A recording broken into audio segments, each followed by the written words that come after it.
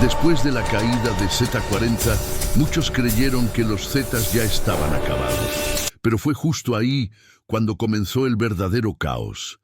Z42 tomó el control rodeado de enemigos, traiciones y con el miedo constante de ser el siguiente en caer.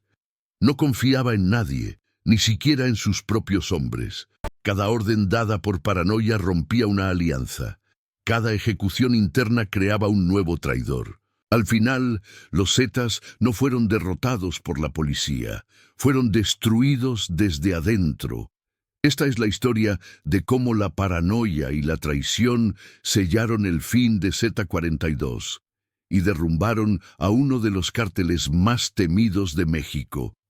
Si eres una persona de buen corazón, ayuda a nuestro canal a llegar a los 100 suscriptores suscribiéndote y dejando tu like. La noche del 3 de octubre de 2013, Omar Treviño Morales, conocido en el submundo como Z42, recibió la llamada que cambiaría su vida para siempre.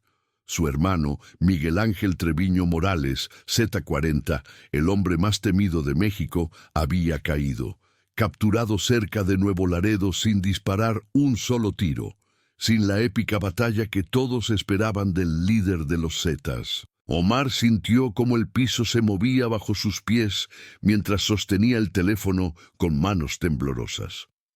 No era miedo exactamente, era algo peor. La certeza de que ahora todos los ojos estaban sobre él. Si estás disfrutando esta historia, no olvides suscribirte al canal y dejar tu like. Queremos saber en los comentarios. ¿Crees que Z42 tenía lo necesario para mantener el control del cartel más violento de México? Tu opinión nos importa. Omar colgó y miró por la ventana de la casa de seguridad en Monterrey. Las calles estaban vacías a esa hora, pero él sabía que ahí afuera había decenas de enemigos esperando cualquier señal de debilidad. El cártel del Golfo, el cártel de Sinaloa, grupos que antes temían a su hermano, ahora olfateaban sangre en el agua, y dentro de la organización había algo aún más peligroso. Hombres ambiciosos que siempre habían vivido bajo la sombra de Z40, esperando su momento. Encendió un cigarro y observó el humo dispersarse en el aire acondicionado. Omar no era como Miguel. Su hermano mayor había sido un líder nato, despiadado pero estratégico, capaz de tomar decisiones imposibles sin pestañear. Omar, en cambio, había crecido siendo el hermano menor, el que seguía órdenes, el operador eficiente pero nunca el visionario. Ahora, de golpe, tenía que llenar unos zapatos que le quedaban demasiado grandes. Sonó su celular nuevamente. Era Memo, uno de los comandantes de plaza en Tamaulipas. «Jefe, la gente está nerviosa. Necesitamos saber qué vamos a hacer. Hay rumores de que el Golfo va a intentar recuperar territorio esta misma semana». Omar apretó los dientes. «Jefe». Esa palabra sonaba extraña, viniendo de hombres que hace 2 días respondían a su hermano. «Dile a todos que mañana hay junta en el rancho de Coahuila, que vengan los comandantes de todas las plazas, sin excusas», respondió con una firmeza que no sentía. Colgó y se dejó caer en el sofá. En la mesa había un mapa de México marcado con círculos rojos y azules. Los rojos eran territorios Z, los azules, enemigos. Había demasiado azul últimamente. Desde que la Marina había empezado a desmantelar células en Veracruz, desde que el Chapo había fortalecido sus alianzas, desde que antiguos Zetas desertaban para formar sus propios grupos. Todo se estaba cayendo a pedazos. Su teléfono vibró con un mensaje de texto de un número desconocido. «Tu hermano cayó porque confió en la gente equivocada. Tú vas a cometer el mismo error». Omar sintió un escalofrío recorrerle la espalda. Borró el mensaje inmediatamente, pero las palabras se quedaron grabadas en su mente. ¿Quién había enviado eso? ¿Un enemigo tratando de sembrar paranoia? ¿O alguien de adentro, alguien que sabía demasiado? Se levantó y fue al baño. Se miró en el espejo. 36 años, ojeras profundas, el peso de una organización criminal que movía millones de dólares y controlaba decenas de municipios sobre sus hombros.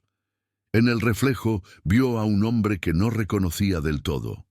Antes, cuando su hermano mandaba, Omar dormía relativamente tranquilo. Ejecutaba órdenes, supervisaba operaciones, cobraba cuotas, pero nunca había tenido que pensar en el panorama completo. Ahora, el panorama completo era aterrador. A la mañana siguiente, Omar llegó al rancho en Coahuila. Era una propiedad inmensa, rodeada de nada más que desierto y caminos de terracería. Perfecto para reuniones discretas. Cuando bajó de la camioneta blindada, ya había 20 vehículos estacionados. Sus hombres esperaban adentro del casco principal, una construcción de adobe modificada con tecnología de punta, bloqueadores de señal, cámaras, armamento pesado escondido en cada rincón. Entró y todos se pusieron de pie. Caras conocidas, el 14, el Paquete, el Huevo, el Chocotorro. Hombres que habían estado con la organización desde los tiempos de Osiel Cárdenas, cuando los Zetas eran solo el brazo armado del Cártel del Golfo. Hombres que habían visto surgir el imperio y ahora lo veían tambalearse. «Siéntense», ordenó Omar, tratando de proyectar la misma autoridad que su hermano. Se hizo un silencio incómodo. Todos lo miraban, evaluándolo, preguntándose si este hombre podría mantenerlos unidos. «Sé lo que están pensando», comenzó. «Creen que sin Miguel estamos acabados, que los otros carteles van a venir por nosotros, que el gobierno nos va a desmantelar». Hizo una pausa, midiendo las reacciones. Algunas caras mostraban lealtad, otras dudas apenas disimuladas.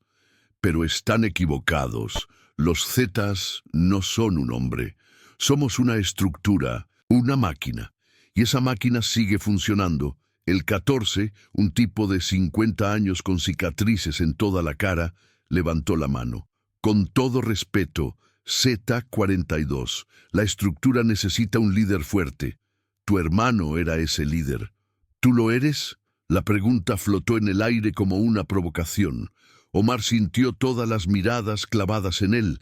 Este era el momento. Si mostraba debilidad ahora, perdería el control antes de tenerlo. «Mi hermano está vivo», respondió con frialdad, «y desde donde está sigue dando órdenes.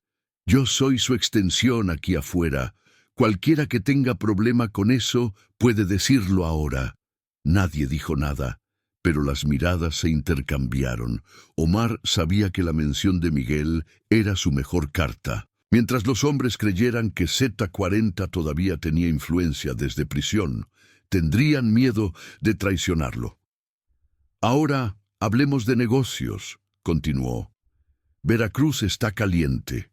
Necesitamos reforzar con 50 hombres más. Tamaulipas sigue siendo nuestra prioridad, pero no podemos descuidar las rutas del sur, y necesito que cada uno de ustedes me reporte directamente, sin intermediarios». Después de 2 horas de discusiones sobre territorios, cuotas y estrategias contra enemigos, la junta terminó. Los comandantes se fueron uno por uno, y Omar se quedó solo con su círculo más cercano. 3 hombres en los que, supuestamente, podía confiar. Pero mientras los veía alejarse por las cámaras de seguridad, una duda empezó a crecer en su mente como una semilla venenosa. Ese mensaje de texto anónimo seguía resonando. Tu hermano cayó porque confió en la gente equivocada. ¿Y si alguno de estos hombres, alguno de los que acababan de jurarle lealtad, era quien había entregado a Miguel? ¿Y si en este mismo momento estaban planeando hacer lo mismo con él? Omar apagó los monitores y salió al desierto. El sol de Coahuila quemaba sin piedad. Encendió otro cigarro y miró el horizonte vacío. La paranoia, como un veneno silencioso, acababa de entrar en su sistema. Y lo que no sabía es que esa paranoia sería más letal que cualquier bala. 3 semanas después de asumir el liderazgo, Omar Treviño ya no dormía más de 2 horas seguidas. Cada ruido, cada llamada inesperada, cada cambio mínimo en la rutina lo ponía en alerta máxima. Había mudado de casa de seguridad 4 veces en 20 días y solo 2 personas sabían dónde estaba en cada momento. La paranoia que había comenzado como una simple duda ahora era una presencia constante, un zumbido en su cabeza que nunca se apagaba. Si te está gustando esta historia, ayúdanos a llegar a más personas dejando tu like y suscribiéndote. Comenta abajo. ¿Crees que la paranoia de Z42 estaba justificada o fue su propia mente la que lo destruyó? Estaba en una casa en las afueras de Monterrey, zona residencial de clase media alta, el tipo de lugar donde nadie esperaría encontrar al líder de los Zetas. Afuera, 2 camionetas con hombres armados vigilaban las entradas. Adentro, Omar revisaba informes en una laptop, informes que cada vez lo inquietaban más. El paquete, uno de sus comandantes más antiguos, había movido 100 kilos de cocaína a través de Nuevo Laredo sin reportarlo en los canales oficiales.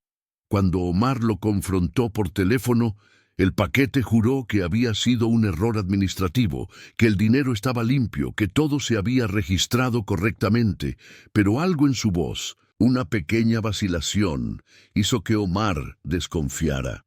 Luego estaba el caso de El Huevo. 3 de sus hombres habían sido arrestados en un operativo en Veracruz, pero El Huevo había escapado milagrosamente, como si supiera exactamente cuándo y dónde iba a caer el operativo. ¿Coincidencia?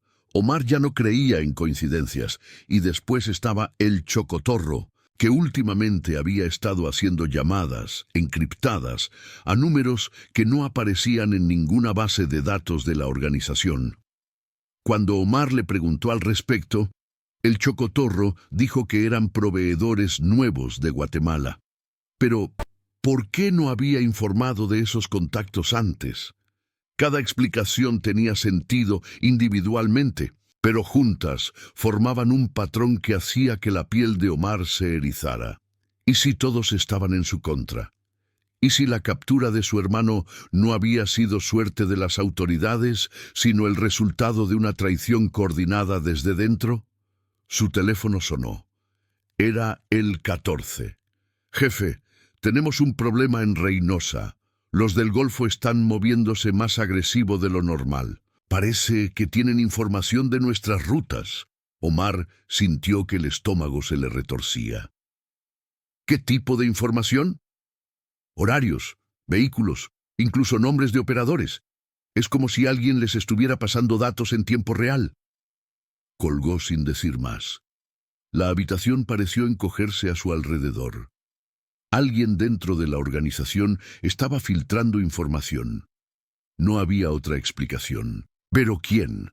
¿Uno de los comandantes? ¿Alguien del círculo cercano? ¿O quizás varios trabajando juntos? Llamó a Martín, su jefe de seguridad personal, un exmilitar que había estado con la familia Treviño durante años. Martín, necesito que investigues a El Paquete, El Huevo y El Chocotorro. Discretamente, movimientos bancarios, llamadas, contactos, todo. ¿Los 3, jefe? Los 3. Martín asintió y salió. Omar se quedó mirando la pantalla de la laptop, pero ya no veía los números. Solo veía rostros, caras de hombres que decían ser leales, pero que quizás solo esperaban el momento perfecto para traicionarlo.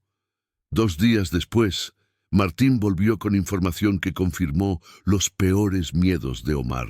El paquete había recibido una transferencia de $200,000 de una cuenta fantasma en Panamá. El Huevo había estado en contacto con un abogado conocido por trabajar con el cártel de Sinaloa. Y el Chocotorro había comprado propiedades en Guatemala bajo un nombre falso, como si estuviera preparando una salida. Omar convocó una reunión de emergencia, esta vez solo con los 3 sospechosos, en un almacén abandonado en las afueras de Monterrey. El lugar era oscuro, húmedo, perfecto para conversaciones difíciles. Cuando los tres llegaron, notaron inmediatamente que algo andaba mal. No había más gente, solo Omar y 4 hombres armados en las sombras. «Siéntense», ordenó Omar. Los tres se sentaron en sillas de metal, intercambiando miradas nerviosas. «Alguien está filtrando información», dijo Omar sin rodeos. «Alguien le está pasando datos a nuestros enemigos, y ese alguien está en esta sala». El silencio fue absoluto. El paquete fue el primero en hablar. «Jefe, yo jamás». «¡Cállate!», gritó Omar golpeando la mesa. $200,000 en Panamá, paquete. ¿De dónde salieron? El paquete palideció. Era un ahorro personal, de operaciones anteriores. No tiene nada que ver con... ¿Y tú? Omar se giró hacia el huevo. ¿Por qué hablaste con el abogado de Sinaloa? Me contactó él, jefe. Quería ver si podíamos hacer un trato. Yo le dije que no. Lo juro por mi familia. Omar rió sin humor. ¿Y esperas que te crea? Se volvió hacia el chocotorro. ¿Guatemala? Propiedades a tu nombre falso. ¿Pensabas que no me iba a enterar? El chocotorro bajó la mirada.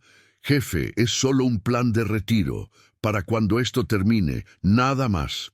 Omar los miró a los tres. Quizás alguno decía la verdad, quizás todos mentían. Ya no podía distinguir la diferencia. La paranoia había nublado todo. Tienen 24 horas para demostrarme su lealtad, dijo finalmente. Cada uno de ustedes va a entregar algo de valor, información que nadie más tenga. Operaciones, contactos, cualquier cosa que demuestre que siguen siendo leales a los Zetas. Si no lo hacen, asumiré que son traidores, y saben lo que les pasa a los traidores. Los dejó irse, pero puso vigilancia en cada uno. Durante las siguientes 24 horas, Omar no durmió nada. Revisó cada reporte, cada llamada interceptada, cada movimiento de los 3 hombres. El paquete entregó información sobre una célula de Sinaloa en Durango. El huevo dio nombres de funcionarios corruptos que trabajaban para el Golfo. El chocotorro reveló una ruta de armas desde Arizona que ningún otro comandante conocía. Toda la información era buena, demasiado buena, y ahí estaba el problema. Si todos podían entregar información tan valiosa tan rápido, significaba que todos tenían secretos, todos escondían algo, y si todos escondían algo, entonces nadie era confiable. Omar tomó una decisión que cambiaría todo. Llamó a Martín. Quiero que el paquete desaparezca, discretamente, que parezca que lo levantó el Golfo. Martín lo miró con sorpresa. ¿Estás seguro, jefe? El paquete ha estado con nosotros desde... Lo sé, pero no puedo arriesgarme. Es un ejemplo. Los demás necesitan ver que no tolero ni la sombra de una traición. Esa noche, el paquete fue interceptado en un retén falso camino a Nuevo Laredo. Nunca llegó a su destino. Su cuerpo apareció 3 días después, en un baldío, con señales de tortura y un mensaje claro para quien lo encontrara. Esto les pasa a los traidores. La noticia corrió como pólvora por toda la organización. Los comandantes se pusieron nerviosos. Si el paquete, un veterano respetado, podía caer así, ¿quién estaba seguro? Omar sintió una extraña mezcla de alivio y horror. Había enviado un mensaje, sí, pero también había cruzado una línea, había matado a uno de los suyos basándose solo en sospechas. ¿Y si se había equivocado? ¿Y si el paquete realmente había sido leal? Esa duda lo perseguiría en las noches que venían. Pero lo que no sabía es que su decisión acababa de acelerar exactamente lo que trataba de evitar. Porque cuando un líder empieza a matar a los suyos por paranoia, los que quedan vivos empiezan a pensar seriamente en traicionarlo de verdad. La semilla de la autodestrucción acababa de germinar. El mes de diciembre llegó a México con su característico frío norteño y un aire de tensión que se podía cortar con cuchillo. Omar Treviño ya había ordenado 3 ejecuciones internas más después del paquete, cada vez con menos evidencia, cada vez con más miedo. La organización que alguna vez fue una máquina militar disciplinada ahora parecía un campo minado donde nadie sabía dónde pisar. ¿Qué opinas de las decisiones de Z42 hasta ahora? Dale like si crees que está perdiendo el control. Y suscríbete para ver cómo termina esta historia. Déjanos tu comentario. ¿Puede un líder sobrevivir cuando ya no confía en nadie? Omar se había aislado casi por completo. Ya no asistía a juntas presenciales. Todo se manejaba por llamadas encriptadas, mensajes codificados, intermediarios. Había cambiado su círculo de confianza 3 veces y ahora solo confiaba realmente en Martín y en 2 escoltas que habían estado con la familia desde antes de los Zetas. Incluso ellos notaban el cambio. El Omar de hace 2 meses había desaparecido, reemplazado por un hombre de mirada paranoica y decisiones erráticas. En Tamaulipas, el Huevo convocó una reunión secreta con otros 5 comandantes. Se juntaron en un rancho alejado, sin tecnología, solo conversación cara a cara. El Huevo encendió un cigarro y miró a los presentes. «Esto no puede seguir así», dijo directamente. «Z42 está matando a nuestra propia gente. Primero el paquete, después el moreno, luego los mellizos. ¿Quién sigue? ¿Yo? ¿Ustedes?» El chocotorro asintió. «Está loco. Mi gente en Coahuila me dice que da órdenes contradictorias. Un día nos manda reforzar Piedras Negras. Al día siguiente nos dice que nos replejemos sin explicación. No hay estrategia, solo pánico. El problema», intervino el 14, «es que mientras no tengamos una alternativa, estamos atrapados. Si lo traicionamos abiertamente, nos caza a todos. Si seguimos así, nos va a ir cazando uno por uno de todas formas». «Entonces necesitamos movernos rápido», dijo el Huevo, «antes de que sea muy tarde». «¿Qué propones?» El Huevo miró alrededor, asegurándose de que nadie más estuviera escuchando. «Contacto con el gobierno. Entregamos a Z42, pero negociamos protección para nosotros. Algunos de los que estamos aquí tenemos información valiosa. Podemos hacer un trato». El silencio que siguió fue tenso. Traicionar al líder era una cosa. Traicionar a la organización completa entregándose al gobierno era otra muy diferente. Pero la desesperación hace que los hombres consideren opciones que antes habrían sido impensables. «¿Y si nos traicionan a nosotros?», preguntó uno de los comandantes más jóvenes. «El gobierno no tiene palabra, nos usan y luego nos tiran». «Es un riesgo», admitió el Huevo, «pero quedarnos también lo es. Al menos con el gobierno tenemos chance de negociar. Con Z42 solo hay muerte». Mientras esa conversación ocurría en Tamaulipas, Omar estaba en Nuevo León revisando reportes de inteligencia. Martín entró a la habitación con cara preocupada. «Jefe, tenemos un problema». «¿Ahora qué?» «Interceptamos comunicaciones.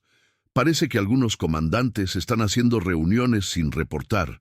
El Huevo, el Chocotorro, el 14. Omar sintió que la sangre se le helaba. «¿Dónde?» «No sabemos exactamente, pero nuestro contacto en Tamaulipas dice que hay movimientos raros. Vehículos que se juntan, luego se dispersan. Parece que están planeando algo». Omar se levantó de golpe. «Tráelos, a los 3, no me importa cómo. Quiero verlos aquí mañana». «Jefe, si los levantamos así, puede causar una rebelión. Son comandantes con mucha gente leal a ellos». «¡Me vale madres!», gritó Omar. «O están conmigo, o están contra mí. Y si están contra mí, mejor que estén muertos». Martín asintió y salió a coordinar la operación. Omar se quedó solo, respirando agitadamente. La habitación parecía cerrarse sobre él. Las paredes, el techo, todo se sentía más pequeño, más asfixiante. Fue al baño y se miró en el espejo. El hombre que vio ahí Ya no se parecía en nada al que había sido hace 3 meses. Ojeras profundas, mejillas hundidas, una mirada salvaje. La paranoia lo estaba consumiendo físicamente, pero no podía parar, porque en su mente distorsionada, cada acto de violencia era defensa propia. Cada ejecución era necesaria, cada traición que imaginaba era real. Al día siguiente, solo apareció el chocotorro. Lo llevaron vendado y amarrado a una casa de seguridad en las afueras de Monterrey. Cuando le quitaron la venda, vio a Omar sentado frente a él, con una pistola sobre la mesa. ¿Dónde están los otros? No sé de qué hablas, jefe. No me mientas. Omar golpeó la mesa. Sé que estuvieron reunidos. Sé que están planeando algo. Dime qué y quizás te deje vivir. El chocotorro lo miró con una mezcla de miedo y tristeza. ¿Quieres saber la verdad, Omar? La verdad es que todos estamos cansados. Cansados de que mates a nuestra gente sin razón. Cansados de vivir con miedo de que cualquier día nos ejecutes por pura paranoia.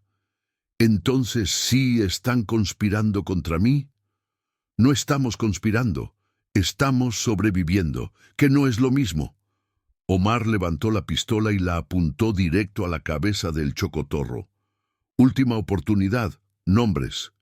¿Quién más está involucrado? El chocotorro cerró los ojos. Todos, Omar. Todos están involucrados, porque todos tenemos miedo de ti. La bala atravesó el cráneo del chocotorro antes de que pudiera decir otra palabra. El cuerpo cayó hacia atrás y el silencio llenó la habitación. Martín, que había presenciado todo desde la puerta, sintió un escalofrío. Omar bajó el arma, temblando.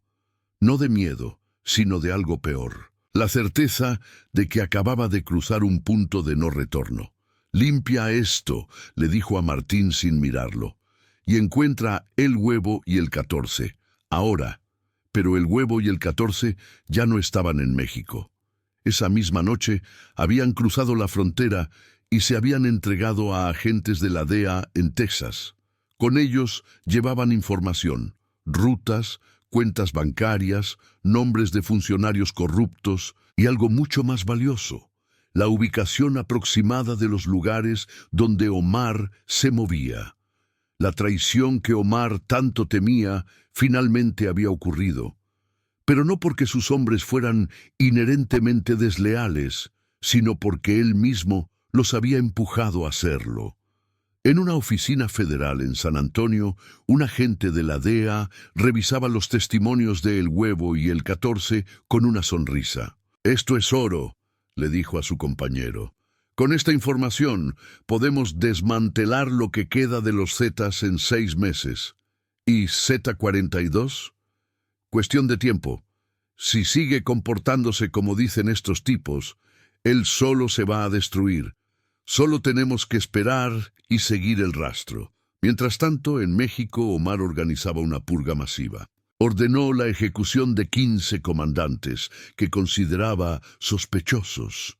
Algunos eran culpables, otros inocentes, pero ya no importaba. La organización se estaba desangrando desde dentro. Los que sobrevivieron empezaron a dispersarse. Células completas de los Zetas se fragmentaron, formando grupos independientes. Algunos se aliaron con carteles rivales. Otros simplemente desaparecieron, tratando de salvar sus vidas. El imperio que Z-40 había construido y que Omar había heredado se derrumbaba ladrillo por ladrillo. Y todo comenzó con una simple semilla de desconfianza. Para marzo de 2014, los Zetas ya no eran lo que habían sido.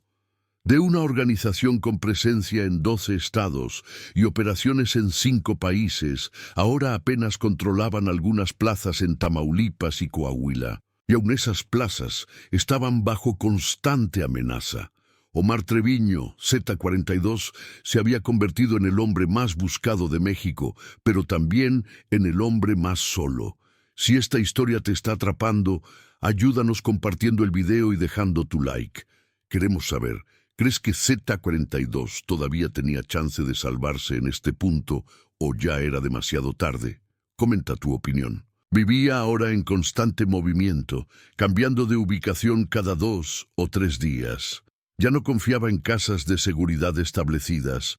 Dormía en moteles baratos, en casas de conocidos que no tenían conexión con los Zetas, a veces en su vehículo blindado en medio del desierto. Martín seguía con él, pero incluso su jefe de seguridad comenzaba a mostrar señales de agotamiento. «Jefe, tenemos que reorganizar», le dijo Martín una noche mientras cenaban tacos en un puesto callejero de Monterrey, escondidos a plena vista entre la gente normal. «No podemos seguir así. Necesitamos reconstruir la estructura, buscar alianzas, algo». Omar masticó lentamente, mirando a la gente pasar por la banqueta. Familias, parejas, chavos en sus patinetas. Vida normal, algo que él nunca volvería a tener. «Ya no hay estructura que reconstruir», dijo finalmente. «Todo se fue al carajo. Entonces tenemos que adaptarnos, volvernos más pequeños, más discretos, como en los viejos tiempos, cuando los Zetas apenas empezaban». Omar rió amargamente. «Los viejos tiempos. ¿Te acuerdas cuando éramos 30 tipos, todos exmilitares, todos con un objetivo claro? Ahora somos. No sé ni qué somos. Un fantasma de lo que fuimos». Lo que Omar no sabía es que mientras él se lamentaba, las autoridades federales ya tenían su cerco cada vez más apretado. Los testimonios de El Huevo y el 14 habían sido cruciales, pero no eran suficientes. Necesitaban más información, más precisión, y la consiguieron del lugar menos esperado, de Lupita, la hermana menor de Omar. Lupita había estado viviendo en San Pedro Garza García, una zona residencial exclusiva de Monterrey, con su esposo y sus 2 hijos.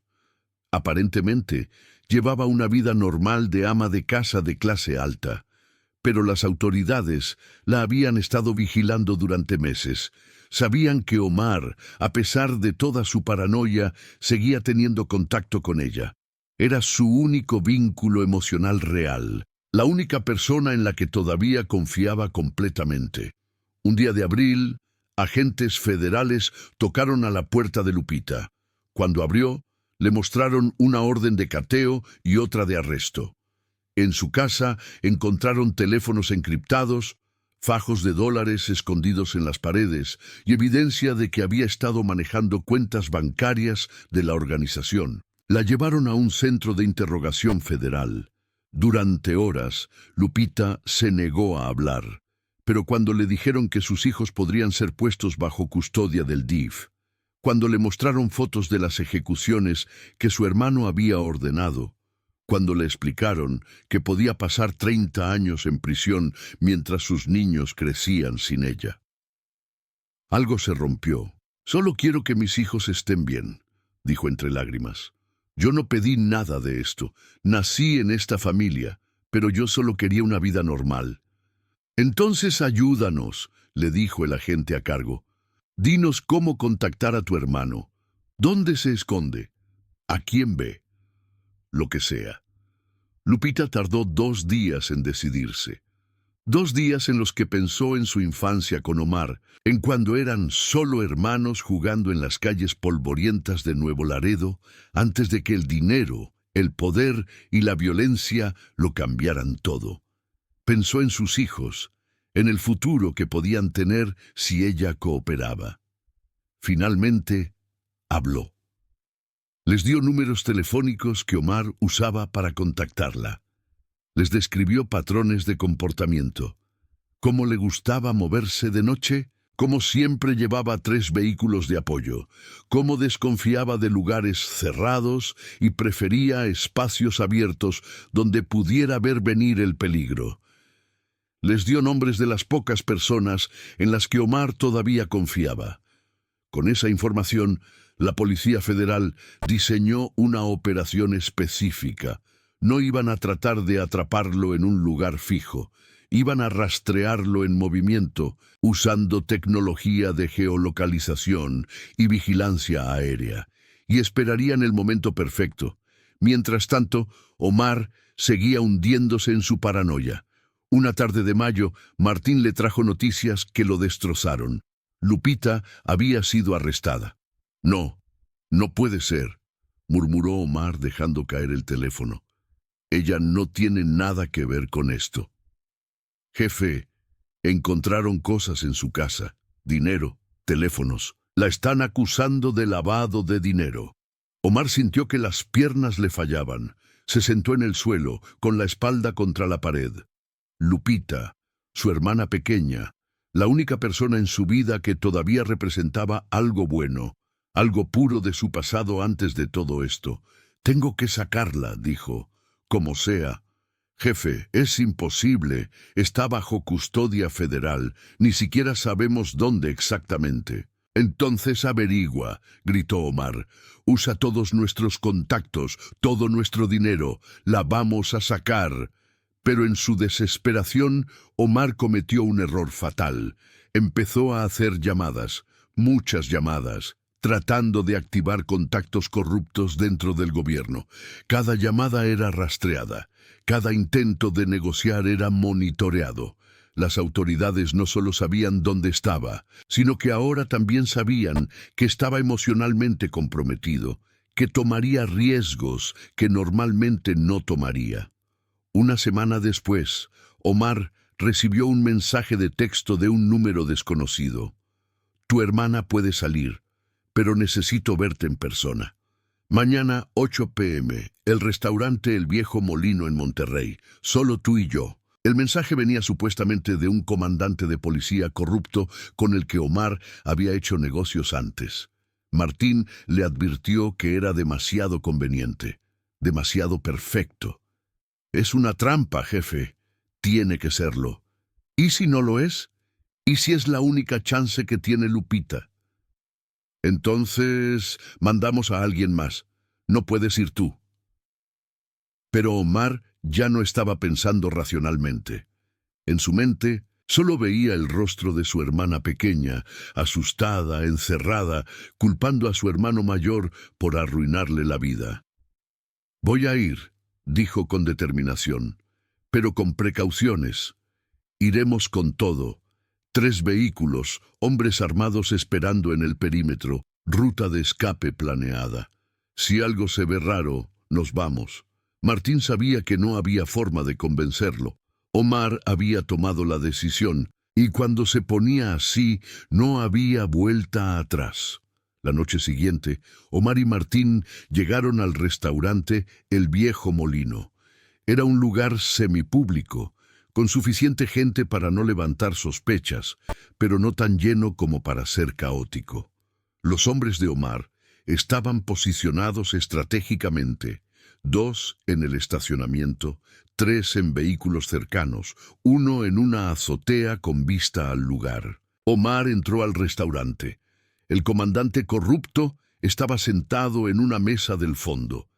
Le hizo una seña para que se acercara. Z-42, dijo el comandante con una sonrisa nerviosa. Me da gusto que vinieras. Vamos al grano, respondió Omar, sentándose pero manteniendo una mano cerca de su arma. ¿Qué necesitas para sacar a mi hermana? Primero necesito que entiendas algo. La situación está muy caliente. Tu hermana no solo está acusada de lavado, dicen que tiene información sobre operaciones. Ella no sabe nada. Quizás no, pero los federales creen que sí, y están presionándola fuerte. Omar apretó los puños. ¿Cuánto? No es cuestión de dinero, es cuestión de garantías. Necesito saber que si te ayudo, no voy a terminar en una zanja.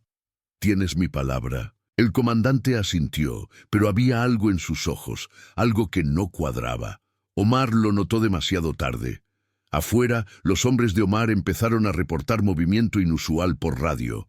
Vehículos sin placas rodeando el área, tipos con pinta de federales posicionándose.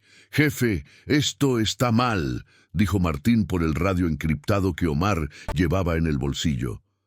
«Tenemos que salir, ya». Omar se levantó de golpe, pero la puerta del restaurante se abrió violentamente y entraron agentes con armas en alto gritando: ¡Policía Federal! ¡Al suelo! ¡Al suelo! Todo pasó en cámara lenta. Omar alcanzó su arma, pero antes de poder sacarla, sintió el impacto de un taser en el costado. Sus músculos se contrajeron violentamente y cayó al suelo. Lo último que vio antes de que le pusieran una bolsa en la cabeza fue la cara del comandante corrupto, que lo miraba con una mezcla de alivio y culpa. Afuera, los hombres de Omar intentaron responder, pero ya era demasiado tarde. El cerco era perfecto. En menos de 5 minutos, 3 fueron arrestados y 1 abatido. Martín logró escapar en el caos, pero sabía que todo había terminado. Omar Treviño Morales, Z42, líder de los Zetas, había caído. Y todo había empezado con su única debilidad, el amor por su hermana. El 4 de marzo de 2015, los medios de comunicación de todo México reportaron con grandes titulares: capturado Z42, líder de los Zetas. Las imágenes mostraban a Omar Treviño siendo presentado ante cámaras, esposado, con chaleco antibalas de la Policía Federal, rodeado de agentes armados. Su mirada, antes salvaje y paranoica, ahora era vacía, derrotada. Si llegaste hasta aquí, te agradecemos. Dale like, suscríbete y comenta qué te pareció esta historia del final de los Zetas. ¿Crees que la paranoia de Z42 fue su peor enemigo o simplemente era inevitable que cayera? En los días siguientes a su captura, las autoridades revelaron cómo habían llegado hasta él. No fue solo tecnología ni solo inteligencia. Fue la combinación de traiciones internas, errores por desesperación y la colaboración involuntaria de su propia hermana. Lupita, que nunca supo que sus declaraciones bajo presión habían llevado directamente a la captura de Omar, quedó devastada cuando se enteró. Años después, en una entrevista desde prisión, lloraría diciendo que nunca quiso traicionar a su hermano, que solo quería salvar a sus hijos. Pero el daño ya estaba hecho. Con Z42 capturado, lo que quedaba de los Zetas se fragmentó completamente. Sin liderazgo central, las células empezaron a operar de manera independiente. Algunas se convirtieron en bandas locales dedicadas a la extorsión y el secuestro. Otras fueron absorbidas por carteles rivales. El nombre Los Zetas todavía existía, pero ya no representaba el imperio militar que una vez fue. En prisión, Omar pasó los primeros meses en silencio. Compartía celda en el altiplano, la misma prisión de máxima seguridad donde estaba su hermano Z40. Los dos hablaban ocasionalmente a través de mensajes en clave que pasaban los custodios corruptos, pero ya no había imperio que dirigir, solo recuerdos de lo que pudo haber sido. Una tarde, durante una de sus escasas horas de patio, Omar tuvo una conversación con un recluso veterano, un tipo que había estado en el negocio desde los 80. ¿Sabes cuál es la ironía?, le dijo el viejo. Tu hermano cayó porque lo traicionaron, y tú caíste porque no confiaste en nadie. Los dos extremos del mismo error. Omar lo miró sin responder. El viejo tenía razón. Z40 había confiado demasiado en la gente equivocada. Él no había confiado en nadie en absoluto, y ambos habían terminado en el mismo lugar, encerrados, olvidados, mientras el mundo seguía girando afuera. Los años pasaron. En 2018, las autoridades estadounidenses solicitaron la extradición de Omar a Estados Unidos para enfrentar cargos por narcotráfico, lavado de dinero y conspiración. En 2019, cruzó la frontera esposado en un avión federal. Su juicio en Texas fue rápido y contundente. Los testimonios de ex miembros de los Zetas, incluidos el Huevo y el 14, que habían negociado acuerdos, sellaron su destino. Fue sentenciado a cadena perpetua sin posibilidad de libertad condicional. En su última declaración ante el juez, Omar habló por primera vez sobre su experiencia. No soy el hombre que los medios pintaron, dijo con voz ronca. Cometí errores, muchos, Pero todo lo que hice fue porque pensé que estaba protegiendo lo que quedaba de mi familia, de mi gente. La paranoia me comió vivo. Empecé a ver enemigos donde no los había, y eso hizo que creara enemigos reales. Si pudiera regresar el tiempo, confiaría más, mataría menos, escucharía más. El juez no mostró compasión. Señor Treviño, usted ordenó la muerte de docenas de personas, muchas de ellas inocentes o simplemente sospechosas. Destruyó comunidades enteras, llenó de terror a miles de familias. Su paranoia, como usted la llama, no es una excusa. Es una consecuencia de sus propias acciones. Esta corte no encuentra razones para la clemencia. Y así, Omar Treviño Morales, Z42, se convirtió en un número más en el sistema penitenciario estadounidense. Un prisionero de por vida en una celda pequeña de un Supermax en Colorado, donde pasa 23 horas al día en aislamiento. Los Zetas, tal como se conocieron en su época dorada, ya no existen.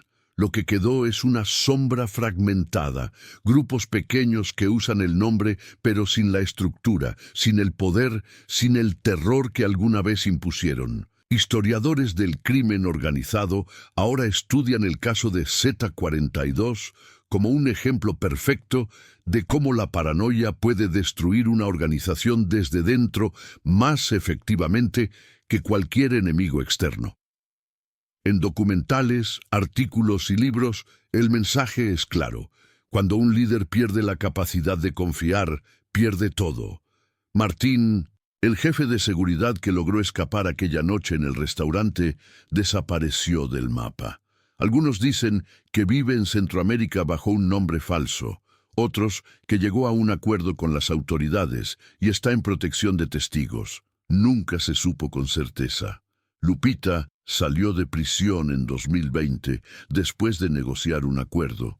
Vive ahora en Estados Unidos con sus hijos, quienes cambiaron sus apellidos y tratan de construir vidas lejos del legado de sangre de los Treviño. Ella nunca ha hablado públicamente sobre su hermano, pero quienes la conocen dicen que carga con una culpa que nunca la deja dormir tranquila. En cuanto a Miguel Ángel Treviño, Z40, sigue en prisión en México cumpliendo múltiples sentencias. De vez en cuando, desde su celda, manda cartas a periodistas donde habla críticamente de cómo su hermano manejó la organización después de su captura. Omar no tenía lo necesario para liderar, escribió en una de esas cartas. Le faltó visión y le sobró miedo. La historia de los Zetas es la historia de cómo el poder absoluto, la violencia extrema y la desconfianza total crean un ciclo que inevitablemente termina en autodestrucción. No fueron derrotados completamente por el gobierno ni por carteles rivales. Fueron derrotados por sí mismos, por sus propias decisiones, por la paranoia que convirtió aliados en enemigos y hermanos en traidores. Hoy, en las calles de Nuevo Laredo, de Monterrey, de Reynosa, todavía se escuchan historias de los Zetas, pero ya no son historias de poder y terror, son historias de advertencia, historias que los viejos les cuentan a los jóvenes que están tentados a entrar en ese mundo. ¿Ves lo que pasó con los Zetas? Así es como termina, siempre. Y en una celda de Colorado, Omar Treviño mira por una ventana pequeña que apenas deja ver un pedazo de cielo. Tiene 50 años ahora.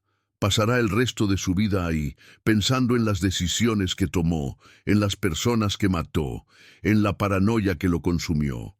A veces se pregunta qué habría pasado si hubiera confiado un poco más, si hubiera escuchado a quienes realmente eran leales, si hubiera entendido que el verdadero enemigo no estaba afuera, sino en su propia mente. Pero ya es demasiado tarde para preguntas.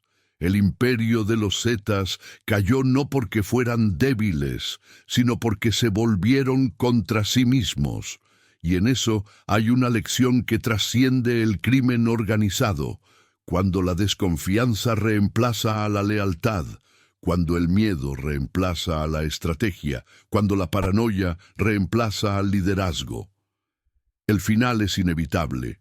Los Zetas se autodestruyeron y Z-42 fue el arquitecto de ese final. Fin. ¿Qué te pareció esta historia? ¿Crees que Z-42 podría haber salvado a los Zetas si hubiera actuado diferente? Déjanos tu opinión en los comentarios.